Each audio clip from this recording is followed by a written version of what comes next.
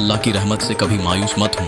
कभी ऐसा महसूस हुआ कि जिंदगी में सब कुछ खत्म हो चुका है, गुनाहों का बोझ इतना बढ़ गया कि लगता है अल्लाह हमें माफ नहीं करेगा।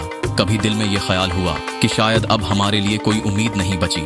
लेकिन सुनो, अल्लाह कहता है कि ऐ मेरे बंदू जिन्होंने अपनी जानों पर ज्यादती की है, अल्लाह की रहमत से मायूस ना हो। बेशक अल्लाह तमाम गुनाहों को बख्श देता है, बेशक वही बहुत बख्शने वाला निहायत मेहरबान है। ये शैतान की चाल है जो हमें मायूस करना चाहता है, लेकिन हमारा रब तो हमें अपनी तरफ बुलाता है। वो कहता है कि अगर तुम सच्चे दिल से तौबा करो तो मैं तुम्हें माफ कर दूंगा। नबी करीम सल्लल्लाहु अलैहि वसल्लम ने फरमाया कि अल्लाह ताला अपने बंदे की तौबा पर उस शख्स से भी ज्यादा खुश होता है जो सहरा में अपनी गुमशुदा सवारी पाले, जिस पर उसका खाना और पानी हो। अगर तुम जमीन भर गुनाह लेकर आओ मगर अल्लाह से उम्मीद ना छोड़ो, अगर तुम रात के अंधेरों में रोकर दुआ मांगो, अगर तुम वाकई बदलने का इरादा कर लो तो जान लो कि अल्लाह तुम्हें कभी अकेला नहीं छोड़ेगा।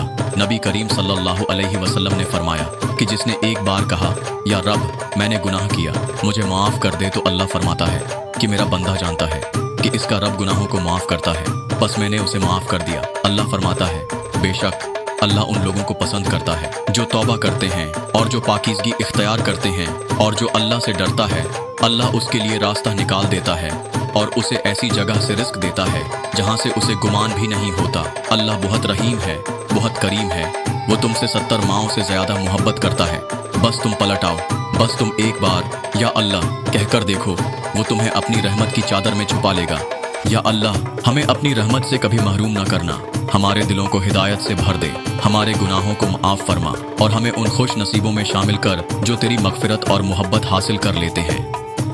रमज़ान उल मुबारक में नफल इबादत की अहमियत और फजीलत आम दिनों के मुकाबले में कई गुना ज़्यादा होती है। इस मुक़द्दस महीने में अल्लाह ताला की रहमतें, मगफिरत और जहन्नम से निजात के मौक़े आम दिनों से कहीं ज़्यादा बढ़ जाते हैं। नफल इबादत का इस महीने में ख़ास मुकाम है क्योंकि नफल इबादत का अजर फ़र्ज के बराबर। हज़रत मोहम्मद सल्लल्लाहु अलैहि वसल्लम ने फरमाया कि जिसने रमज़ान में नफल इबादत की वो ऐसा है जैसे उसने दूसरे दिनों में फ़र्ज अदा किया, और जिसने फ़र्ज अदा किया वो ऐसा है जैसे उसने दूसरे दिनों में 70 फ़र्ज अदा किए। ये हदीस वाज़िहा करती है कि रमज़ान में नफल इबादत को आम दिनों के फ़र्ज के बराबर सवाब मिलता है और फ़र्ज नमाजों का अजर कई गुना बढ़ा दिया जाता है। कुर्ब इलाही का बेहतरीन जरिया नफल इबादत अल्लाह ताला के कुर्ब का जरिया बनती हैं। जैसा कि हदीस कुदसी में अल्लाह ताला फरमाते हैं कि मेरा बंदा नवाफिल के जरिए मेरा कुर्ब हासिल करता रहता है, यहाँ तक कि मैं उससे मोहब्बत करने लगता हूँ। रमज़ान में जब शैतान कैद कर दिया जाता है, रहमतों के दरवाजे खोल दिए जाते हैं और नेकियां बढ़ा दी जाती हैं, तो नवाफिल का एहतमाम करना अल्लाह के कुर्ब का बेहतरीन मौका होता है।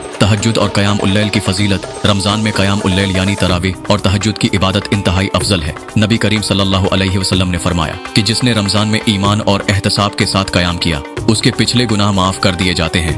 रात के वक्त नफल नमाज पढ़ने से दिल में रूहानी पाकीज़गी आती है और अल्लाह ताला की खास रहमत नाजिल होती है।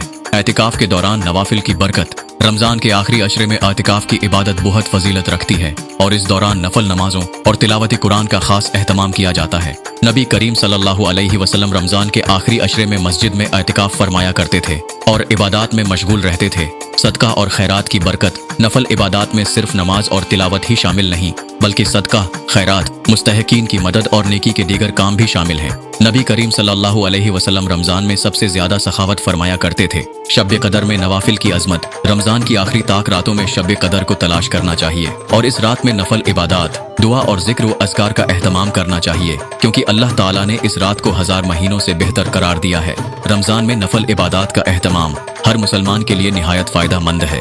ये इबादत न सिर्फ गुनाहों की माफ़ी और जन्नत के दर्जात में बुलंदी का जरिया बनती हैं बल्कि अल्लाह ताला के खास कुर्ब, रहमत और बरकत के दरवाजे भी खोलती हैं। इसलिए हमें इस मुकद्दस महीने में नवाफिल, तिलावत कुरान, दुआ, अज़कार और दीगर नेक अमाल को ज़्यादा से ज़्यादा इख्तियार करना चाहिए ताकि हम अल्लाह की रज़ा और आखिरत की कामयाबी हासिल कर सकें।